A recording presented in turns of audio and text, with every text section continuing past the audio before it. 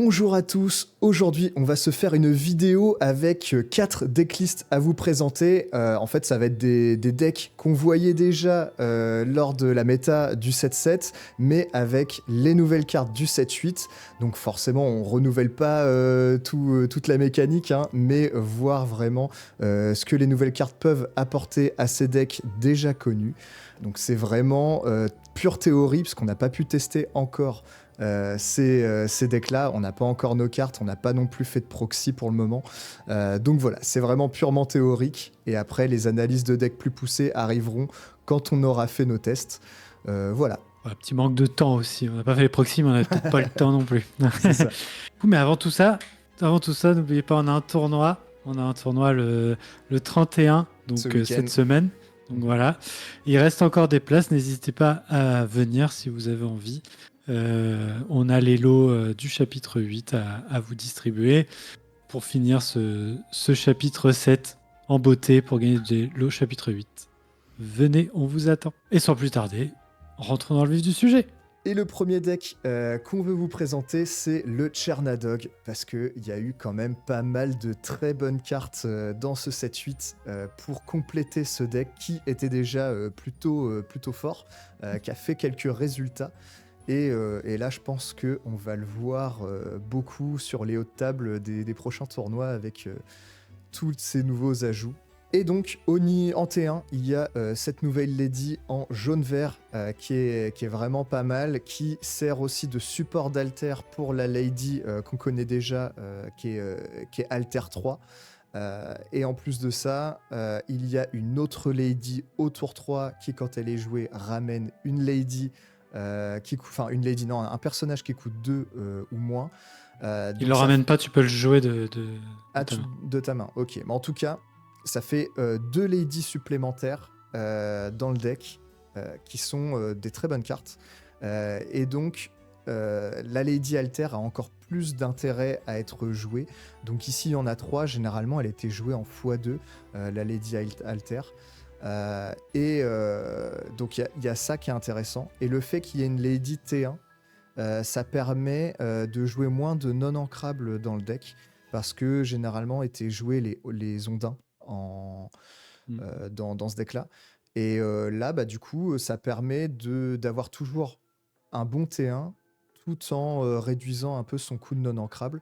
Je pense qu'on va préférer Daisy aux ondins. Donc j'ai préféré, moi, dans cette liste-là, cut les ondins au lieu de cut les Daisy.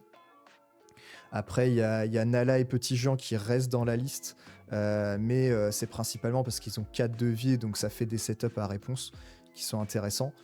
On aurait pu cut soit Petit Jean, soit Nala pour remettre des ondins, mais rester avec un nombre de non-ancrables fort. En tout cas, il faut rester avec un nombre de T1 important, qui est à peu près 18, pour essayer de jouer, forcément en avoir un T1, et essayer d'en avoir deux T1 au T2.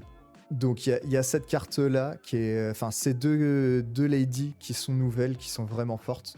Ensuite, il y a le clochard au T3, qui, quand il arrive en jeu, peut donner hors d'atteinte à un personnage. Il peut se donner hors d'atteinte à lui-même.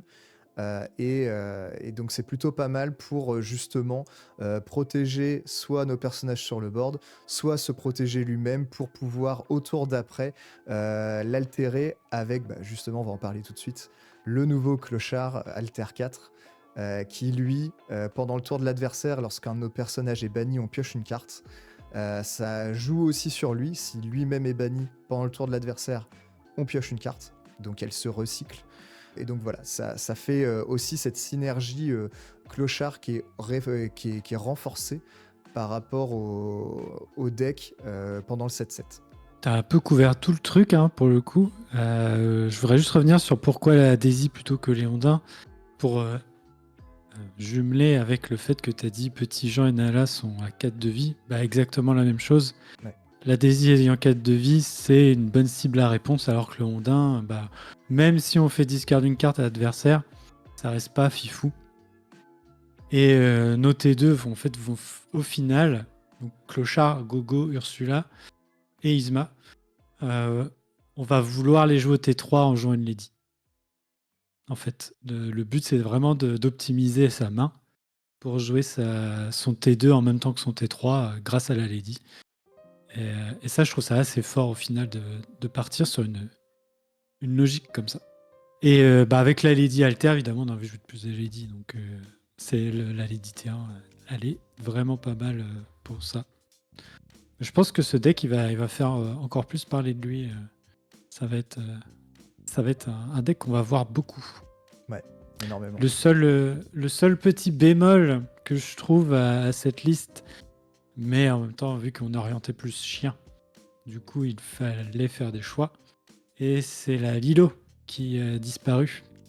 Parce que, en fait, la Lilo était une bonne target à la Isma, malgré tout. C'est une carte qui on voulait vraiment. On s'en fichait qu'elle aille dans la défausse. Maintenant, on va devoir vraiment choisir avec plus d'attention notre carte qu'on veut discard. Ouais, c'est clair. Il y avait aussi des fois Porcinet qui était joué dans la liste. Ouais. Ça pourrait tout à fait revenir, mais on va essayer de favoriser finalement le Clochard, la Ursula au T2. La Isma est pas mal aussi, ça remplit un peu la défausse. Et il y a donc voilà, Porcinet pourrait revenir dans la liste bien sûr. J'ai préféré pas le mettre, mais c'est tout à fait, c'est un très bon choix pour le deck. Il y a un truc aussi qui est intéressant, c'est la Lady T3. Elle permet aussi d'avoir plus de personnages sur le board et ça permet de trigger aussi de pouvoir jouer plus rapidement le Clochard qui coûte 7 mais qui coûte 1 de moins par personnage qu'on a sur le board. Tout ça fait que ça synergise très bien ensemble. Ça synergise, ouais. Et ce clochard-là est pareil, en fait, on pioche des cartes et ensuite on en défausse le même nombre, il me semble. Et ça permet de remplir notre discard pour ensuite jouer Chernabog rapidement. Donc, pour ceux qui ne seraient pas au courant de la puissance du deck, mais et de comment ça fonctionne. Mais voilà, ce clochard qui coûte 7, grâce à ces nouvelles cartes, permet d'être joué encore plus facilement qu'avant, quoi. C'est clair. Chernabog, il va vraiment prendre de la place dans la prochaine méta. Ça va être stylé. Ouais, ça va être stylé, ouais. C'est tout pour cette decklist, en tout cas c'est pas mal. On a une curve évidemment très haute dans les premiers tours et moins après, mais on voit que normal dans un deck aggro, quoi. C'est un deck relativement aggro, ouais. Mais il part pas full débile, tu vois. C'est un deck qui est... Il n'y a plus les ondins. C'est un peu plus tricky, mais c'est quand même sympa à jouer, quoi. C'est pas juste j'incline mes persos puis terminé, quoi. Non, c'est plus technique à jouer, mais c'est pas mal. Et ensuite, nous passons au deck donc vert-gris, le deck Défausse, qui est sensiblement le même qu'au chapitre 7, à exception près d'une carte dont on n'avait pas parlé dans la dernière vidéo sur notre top, mais qui au final sera là. Donc on sait déjà que potentiellement il y aura à rectifier le tir sur cette carte. Beyond the Horizon, à l'unisson, une petite chanson, 7 non ancrable. Choisissez n'importe quel autre nombre de joueurs. Chaque joueur ainsi défausse sa main et pioche 3 cartes. Donc évidemment, une très bonne carte dans ce deck où on va chercher à défausser la main de l'adversaire grâce au Prince Jean pour piocher. Donc c'est plutôt très fort, ou même pour réguler la main tout simplement sans forcément avoir besoin du Prince Jean. Le reste du deck reste sensiblement le même. Et c'est un deck qui reste très solide. Évidemment, s'il y a beaucoup de Steel Song, il a un peu plus de mal. Le patibulaire vert-gris du chapitre 7 est toujours présent pour pallier à ce problème. Donc voilà, c'est un deck qui a quand même une bonne réponse à pas mal de choses. Un bon deck qui, on est sûr, on continuera à voir pendant ce chapitre 8. Ouais, le fait que Beyond the Horizon ce soit un effet de discard avec le Prince Jean, c'est très fort. Et surtout qu'il y a une combo, c'est de jouer Prince Jean T3, Muse T4, et ça nous fait pile poil 7 pour chanter Beyond the Horizon à l'unisson, pardon. Ça fait 7 pile poil. Et ces deux personnages ont hors d'atteinte, donc si vous les inclinez pas, il y a de fortes chances qu'ils résistent, enfin qu'ils restent sur le board, et donc qu'ils puissent chanter cette chanson. Alors on pourrait jouer Beyond en x4 pour maximiser la combo, mais ça reste quand même une 7 non ancrable. Donc si on n'a pas Prince-Jean ni Muse sur le board et qu'on a Beyond the Horizon x1 ou x2 en main, c'est un peu dur. Donc c'est pour ça on a préféré en mettre que 3. Voilà. Et Après, Ouais. après, ça reste quand même une chanson à l'unisson, donc on peut se partir du principe qu'on peut la chanter aussi avec autre chose que Prince Jean et les Muses. Ça, il n'y a pas Ouais. pas de problème à diviser pour mieux régner. Autre chose aussi, beaucoup de gens essaient de tecker cette carte-là dans Steel Song et je sais pas encore ce que ça va donner parce que ça me paraît compliqué. Je suis pas sûr que ce soit meilleur que ce rêve bleu dans Steel Song. Le but de Steel Song, c'est de se refaire une main complète pour repartir, jouer Pat, jouer des chansons. Là, c'est pas tout à fait la même chose. Après, il y a la Non. combo aussi avec Tu m'as oublié, qui est la chanson qui permet, enfin l'action pardon, qui permet de défausser 2 cartes en jaune. Donc c'est pour ça que des gens commencent à tecker ça dans Steel Song. Mais pareil, une action pour 4 qui n'est pas une chanson, je suis pas sûr que ça rentre vraiment dans le deck non plus. Donc voilà, il y a question là-dessus aussi par rapport à cette carte-là. Là, on va se cantonner au vert gris. Dans le vert gris, c'est sûr, c'est une très bonne carte. Et je voulais juste ajouter un truc, c'est que la chanson, pour ceux à qui ça avait échappé, c'est choisissez n'importe quel nombre de joueurs, donc nous compris. Ouais. Le joueur qui joue cette carte-là, donc il peut, si on n'a plus de cartes en main, piocher 3 et ensuite, grâce à l'effet de Prince Jean, piocher encore plus. C'est Voilà. ça. Je voulais juste souligner ce point qui est quand même très fort. Exactement. Exactement. L'action, on peut le choisir de le faire sur nous ou sur notre adversaire ou les deux. Donc ça laisse pas mal de possibilités avec cette carte. C'est ça. Très bonne carte. Il y a un autre truc par rapport à la liste qu'on présente. Il y a en T2, il y a la présence de Mouche. On peut aussi le remplacer par Morph. Morph qui permet d'être support d'alter principalement pour Diablo. Ça fait un support d'alter supplémentaire pour Diablo et aussi pour le patalter. Si on joue des morphs, on passe peut-être à 4 patalter. Voilà, c'est juste la petite chose. Sinon, le reste, c'est très classique. Il y a peu de choses à changer, je pense. La liste est plutôt bien éprouvée, en tout cas, par rapport Mais au bien set solide. précédent. Et passons au prochain deck. Et passons au prochain deck, oui. Le bleu-rouge. Bon là, on s'est fait plaisir. Là, on a, bon bah vous l'avez deviné, on a ajouté la petite Lilo. Donc 5 ancrables, 4-4, killer pour 2. Quand on a joué au moins 3 actions pendant ce tour, on peut jouer Lilo gratuitement depuis notre main. Et lorsqu'on joue ce personnage, on peut choisir un personnage et le redresser. Donc nous, on a vu un petit combo avec le Shark principalement. Comment ? Non, continue, je nous mettais juste pour voir le nom du deck. Ah pardon. Et donc en fait pour Maui qui chanterait ou Tamatoa des chansons tout seul. Et du coup en parlant de chansons, la nouvelle chanson bleue, ce qui est la Nouvelle-Orléans, où on regarde les 3 premières cartes de notre pioche et on peut jouer n'importe quelle carte de notre main, enfin personnage, objet ou lieu, pas une action, coûtant 6 ou moins, et la jouer gratuitement et mettre le reste sous notre pioche. Donc c'est vraiment c'est une très bonne carte, hein, ça on l'avait déjà dit. Une chanson qui, bon, on l'espère, trouvera bien sa place dans ce deck. Donc là, on s'est un peu basé sur la liste de DKP. On l'a un peu modifié. On a voulu introduire la Lilo parce que, avec toutes les petites actions qu'il y a dans ce deck, développer ton cerveau, vision de l'avenir, voguer sur la mer Azurite, le bleu lumière qui peut être chanté, enfin, ça va très vite de faire 3 actions dans ce deck. Donc, on s'est dit que la Lilo pourrait être un bon ajout. Après, elle est en x2 parce que il faut de la place. C'est vraiment une carte, si on peut la jouer, tant mieux. Sinon, c'est pas très grave de la jouer flat. Ouais, je cherchais le mot flat dans ma tête. Car son effet s'active quand même. Mais on veut la jouer grâce aux actions. Ouais, le truc avec Lilo, c'est que faut aussi un perso sur le board, et le but c'est de redresser un Maui, que ce soit requin ou charge. ou un Tamatoa. C'est vraiment ces persos-là qu'on veut redresser. La Sisu aussi, mais elle pourrait pas repartir à l'aventure. Mais c'est vraiment ces personnages-là qu'on veut redresser. Et si on les a pas sur le board, bah, la Lilo, elle a peu d'intérêt d'arriver sur le board.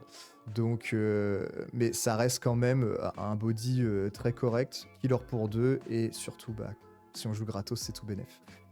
Exactement. Il y a juste un dingo dans la liste. C'est Il parce était que perdu. voilà.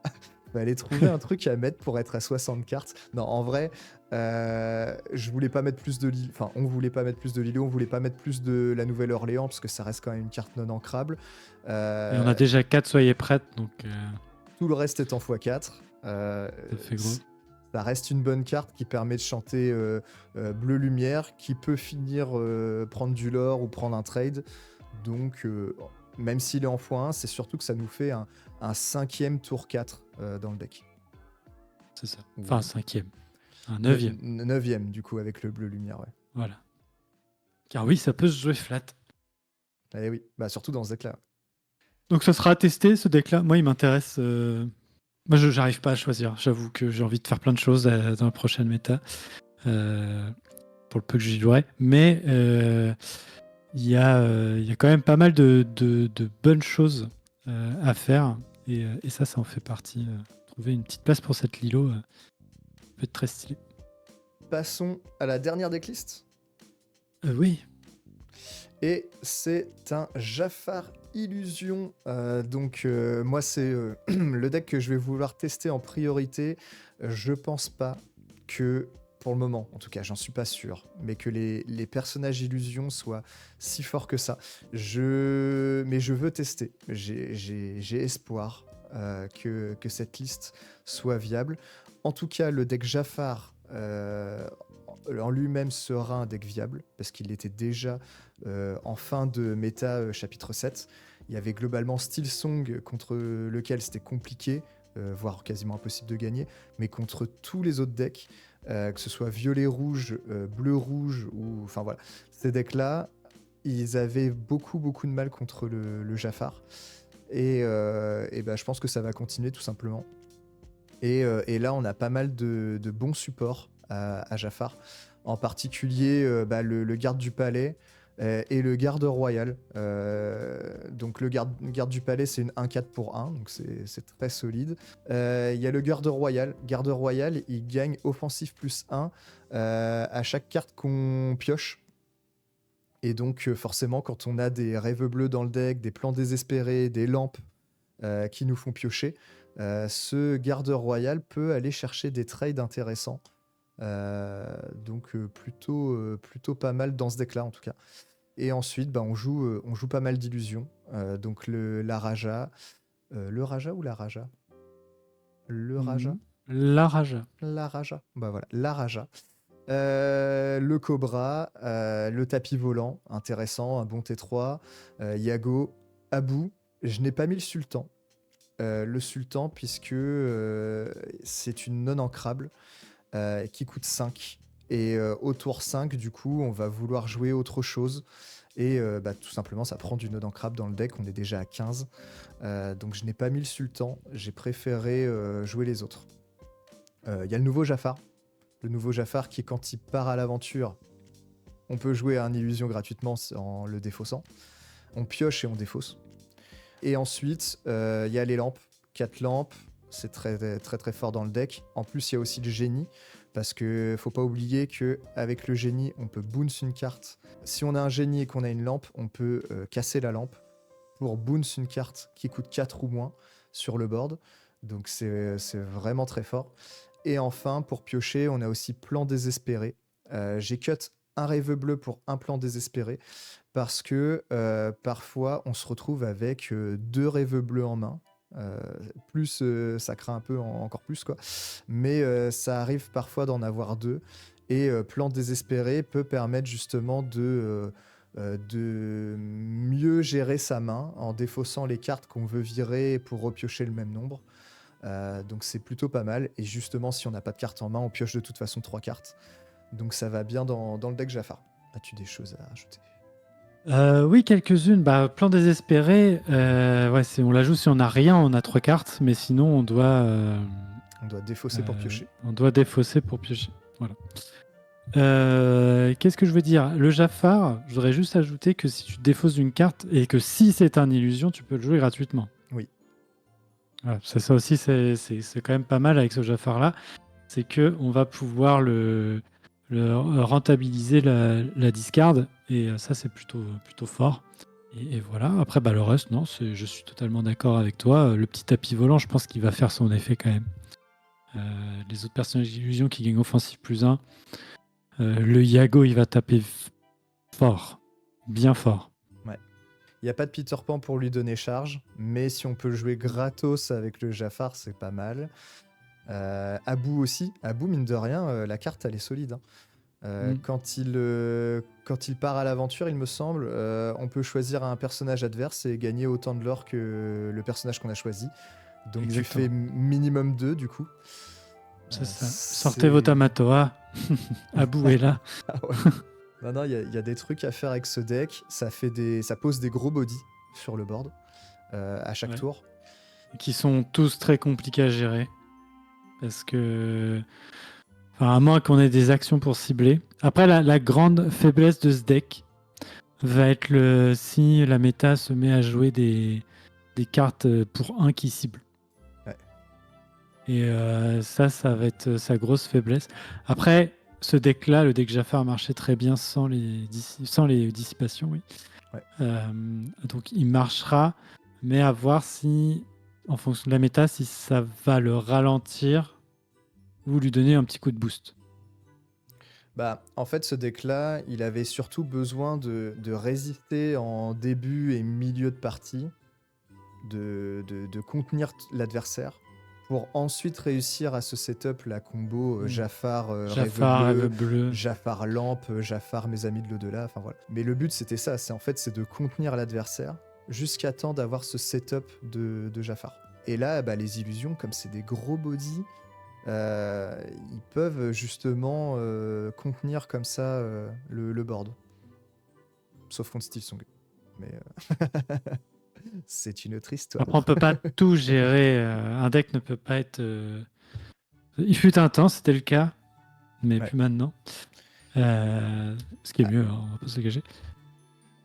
Après, c'est pas impossible que le Jafar 5 non ancrable ne rentre pas dans le deck et qu'on mette des Zeus à la place. C'est fort possible et qu'on garde quand même les illusions comme le garde du palais, comme le Cobra, Yago. Ces illusions-là pourraient rester. Par contre, si le Jafar n'est pas joué, je pense que Tapis Volant, ça va pas rester. Raja et Abou non plus. Je les vois mal rester si le Jafar qui coûte 5... là, l'intérêt, c'est qu'il soit jouable gratuitement, en fait, en les défaussant. C'est ça. Après, le Jafar, son gros défaut, c'est que son effet est à retardement. Il faut attendre un tour. C'est une 4-4, donc en soi, il y a des grandes chances de rester sur le board. Ouais. Mais voilà, voilà, tour 5, tu poses Jafar, c'est tout. Donc c'est un peu... Ouais. C'est ça. C'est un peu le défaut de la carte. Je pense qu'après la rotation, par contre, il va être fort. Parce que les cartes comme Zeus ou Plus Ardent, on ne sait pas si elles seront rééditées, mais pour le moment, on va considérer qu'elles ne le sont pas. Là, ça serait pas pareil, quoi. Mais dans la méta du 7-8, pour le moment, c'est à tester. Contre Steel Song, ça risque d'être compliqué. Contre les autres decks, je pense que c'est très viable. Ça sera à tester. De toute façon, comme on vous le dit, hein, les decklists qu'on vous a présentés là, c'est vraiment de la pure théorie. On n'a pas encore testé. Et on rentrera plus en détail plus tard quand on aura fait nos tests. Surtout qu'on va ouvrir tout ça samedi soir. Oh, ça va être bien ça. Oui, peut-être un petit live. Ouais. Sûrement un petit live. Probablement. Ouais. Il y aura un live. C'est décidé. Samedi soir, live opening sur la chaîne YouTube. Voilà, on aura des guests en plus. Eh bien, on a fait le tour, on a fait de ces 4 listes. Moi, mon préféré, ça serait le Chernadog. Ouais. Parce qu'il apporte vraiment plus. Il a plus de cartes. Voilà. Moi, le côté dissipation, ça m'emballe pas trop. Ça peut être très très fort. Je dis pas que c'est pas fort, mais le côté interaction de Charnadog me tente bien. Franchement, il y a le bleu rouge, mais bon, il y a que 2 nouvelles cartes, donc bon, on va pas. Après, il pourrait y en avoir d'autres, mais il faudrait le construire complètement différemment. Exactement. Mais Que des petites actions à 1 pour cibler les dissipations. mais, Alors, ouais. Ça paraît. Et toi, toi, du coup, je présume que c'est le violet gris. le violet gris, c'est celui que je rêverais de voir fonctionner. Parce que je kiffe la mécanique du deck. Par contre, je pense sincèrement que le Chernadog, comme tu dis, sera. Est super cool parce qu'il y a plein de nouvelles cartes dans le deck. Et ça sera fort, on sait que ça sera fort. Et sinon, DKP, j'aime bien le deck et j'aime bien la chanson La Nouvelle-Orléans qui est Ouais. intéressant. Il y a cette partie un peu hasard Roulette, de la regarder les roulette, trois mais cartes. Et oui, ça, c'est trop j'adore. rigolo ça. Ça, Ça, c'est c'est cool. rigolo ça. Ah ouais, sur 3 cartes, c'est dur de se dire, il n'y en a aucune qui me botte. Parce que on a la Ariel par exemple, oui, on prend les 4 cartes, faut faire une chanson, mais c'est une chanson, Ouais. c'est dur. Alors que là, il y a 4 types de cartes, c'est 3 parmi les 4. Enfin, Après, le deck joue beaucoup c'est- d'actions, mais oui, effectivement. oui. Mais bon, si tu tapes un petit Tamatoa ou un petit Maui, t'es content, hein. C'est clair. C'est clair. Ou un petit lieu, hein. C'est bien aussi. Ah bah ouais, le manoir, tu chopes le manoir juste en chantant avec ton Maui La C'est ça, Nouvelle-Orléans, petit tu chopes manoir un manoir, gratuit. t'es content. Hein. Tu fais un C'est lore, t'as bien. posé un manoir gratos. C'est ça. Tu joues 2 petites actions, bam, Lilo, paf, Maui redressé, paf, Maui rechante. Paf, un autre manoir. Voilà. Ouais, là c'est abusé. Ouais. Là, c'est un peu abusé. Si t'arrives à Mais faire ça, tu le filmes. Hein. je ferai une petite vidéo. Moi, j'aime l'impossible. Bon, je pense qu'on va conclure cette vidéo. Oui, on va conclure là. Pour ma part, je vais me prendre au moins un mois de vacances. Je ne serai plus sur la chaîne pendant tout le mois d'août. Non, on n'est pas en juillet, on est en Le mois de mai. juin. Au mois de juin. Mois de juin, je ne serai pas présent sur la chaîne. Peut-être le mois de juillet, à voir. Une chose est sûre, c'est que je reviendrai à 100% pour le chapitre 9. Voilà, j'ai besoin d'une pause. On a longuement discuté avec Tom et je pense que trouver le bon moment, c'est compliqué dans un jeu qui sort toujours des extensions. Et moi, j'ai décidé d'attendre la rotation au final pour vraiment me replonger à fond dans l'Orcana et de me faire une petite pause bien méritée. Puis Et n'oubliez pas, il y a un tournoi. Accessoirement, tu vas un mois au Japon aussi. Ouais, ça aide dans la pause. J'avoue que voilà, le petit mois au Japon aide dans la pause. Mais ça va me faire du bien. Mais malgré Japon ou pas, j'avais besoin d'une pause. Voilà. Donc, c'est pour revenir plus frais et plein de volonté pour continuer à faire des vidéos. Voilà. C'est ça. Vous inquiétez pas, par contre, moi je continuerai à faire des vidéos. Peut-être pas au même rythme, mais je continuerai à proposer du contenu sur la chaîne. Donc n'hésitez pas à continuer à vous abonner à la chaîne. Bien sûr, mais c'est c'est pas un départ définitif. Hein. Ouais, c'est ça. I'll be back. On va pouvoir conclure là-dessus. Merci d'avoir regardé cette vidéo. N'hésitez pas à vous abonner à la chaîne, à commenter pour parler decklist, à deck build avec nous. Pour les prochains tournois qui arriveront prochainement. Je crois qu'en plus, au mois de juin, il y a pas mal de bons tournois intéressants. Déjà, il y a celui de ce week-end, évidemment, mais il y a aussi il y a un tournoi NJDS avec pas mal de joueurs, et je crois qu'il y a le Ludo Fest, il me semble que c'est celui-là, j'ai peur de dire des bêtises, parce que j'y vais pas, mais il y a un tournoi plus de 500 joueurs qui se déroule au mois de juin. Donc voilà, le but c'est dans les commentaires de partager un peu toutes les bonnes idées de deck build pour ces événements-là. Allez, on se dit à la prochaine. Des boujous. Boujou.